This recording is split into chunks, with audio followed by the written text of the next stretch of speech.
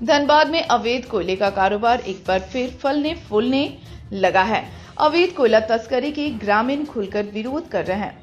बरवड्डा थाना क्षेत्र के कसियाटार में विवादित जमीन पर कृष्णा सिंह द्वारा पेड़ कटाई और अवैध कोयला डिपो संचालन की शिकायत पर जिला परिषद अध्यक्ष शारदा सिंह और जीप सदस्य स्वाति देवी आज कसियाटार पहुंचकर ग्रामीणों से मुलाकात कर घटना की जानकारी ली।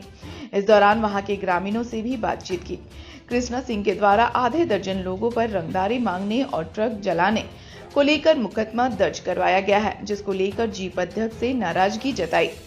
साथ ही जीप अध्यक्ष के द्वारा फोन के माध्यम से सीओ और डीएफओ से जांच करने को लेकर कहा गया। वहीं पूरे मामले में जीप अध्यक्ष ने जिला प्रशासन से सरकारी जमीन पर लगे पेड़ों की कटाई और अवैध डिपो संचालन पर जांच कर रोक लगाने का आग्रह भी किया।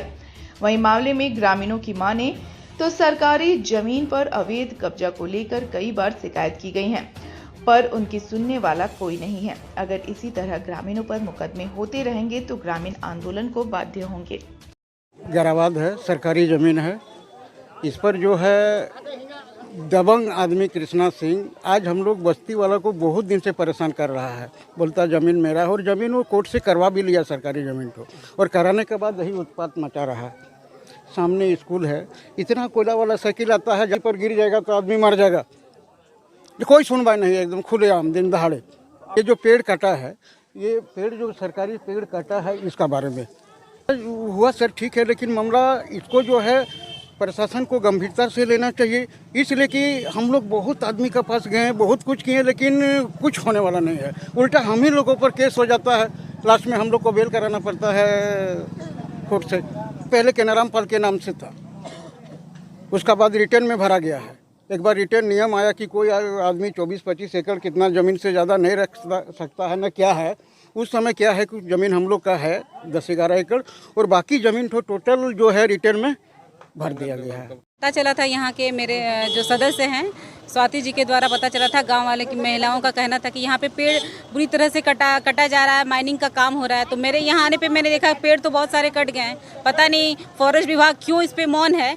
और सामने में स्कूल देख रहे हैं आप, लेकिन फिर भी माइनिंग का यहाँ पे ऑर्डर दे दिया गया है। माइनिंग चल रहा है। महिलाओं का कहना है कि बगल में हमारा तालाब है, लोग यहाँ फालतू लोग आते हैं, हम लोग को नहाने धोने में दिक्कत होता है, वो लोग आ जाते हैं। जब इन लोगों ने इस चीज़ को रोकने की कोशिश की कि यहाँ नहीं, हमारे घर के सामने से डिपो नहीं बनेगा, कोयला नहीं निकलेगा अवैध कोयला, तो इन्होंने यहाँ के ग्रामीण के कुछ बच्चों के नाम पे अवैध केस करा दिया गया है। ये माइनिंग खोला गया है, तो ये बहुत निंदनीय बात है। गाँव घर का काम है। कृष्णा सिंह है कोई डॉक्टर, उनके बारे में इनका कहा जा रहा है, सरासर गलत है। ग्रामीण के बीच में इस तरह का बात हो रहा है। आजकल इतने लोग पेड़ मर रहे हैं, गर्मी से मर रहे हैं। कहीं ना कहीं इसका बहुत बड़ा कारण है कि पेड़ कट रहा है, लग नहीं रहा है। उसके बाद भी इतने बहुत संख्या में पेड़ काट दिए गए हैं, लेकिन पता नहीं फॉरेस्ट विभाग क्यों सोया हुआ है। मैंने अभी डीएफओ से बात किया, उन्होंने कहा कि वो यहाँ नहीं है, पर वो कल इसकी जांच कराने के लिए अपनी टीम को भेज रहे हैं और वो इसका जांच करेंगे।